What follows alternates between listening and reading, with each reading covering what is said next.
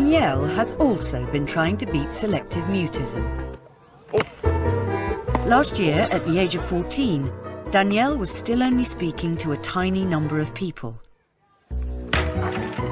But then she made a major breakthrough. Are you high enough? The last 12 months have been brilliant. You know, to see her now coming on the way she is. Very pro dad. I was in floods of tears. I thought it was fantastic.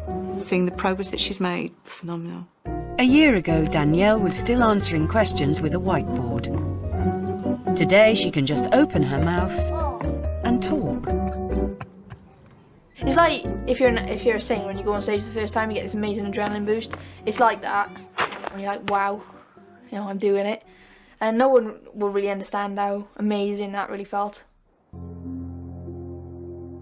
Like other children, Danielle fell into the grip of selective mutism when she was very small. You can tell that I'm not comfortable. Obviously my mouth is tight shut there. Her family tried everything, but they couldn't get their only child to talk. I remember thinking I'm special, but as I got older then I realised it wasn't special, it was just different in a bad way. So why didn't you just start talking? Well, it's the mental block. Because it's not like you physically can't talk. No, it feels like you physically can't talk. That's how it feels. Oh, it was a hard 11 years. You know, and it puts an awful lot of strain on everything.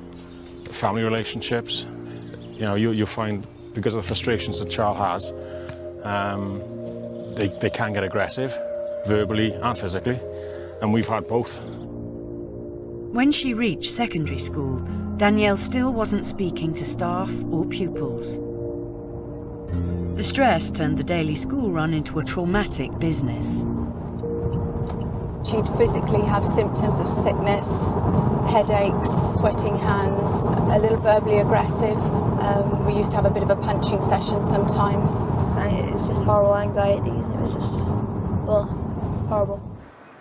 Why do scientists think it's expanding? What's the evidence they may suggest? Danielle came up with her own drastic solution.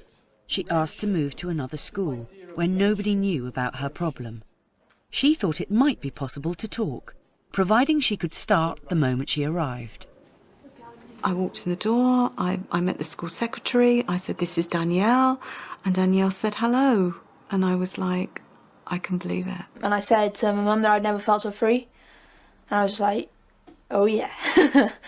That was amazing, and it was so natural. Danielle is now much more confident about talking. But after avoiding speech for over a decade, her behaviour was deeply ingrained. She's still struggling to completely rid herself of her fear. Yeah, it's not all over yet. Yeah, there's quite a few things I still can't do, like obviously talking on the phone, all that sort of thing, going into shops, restaurants.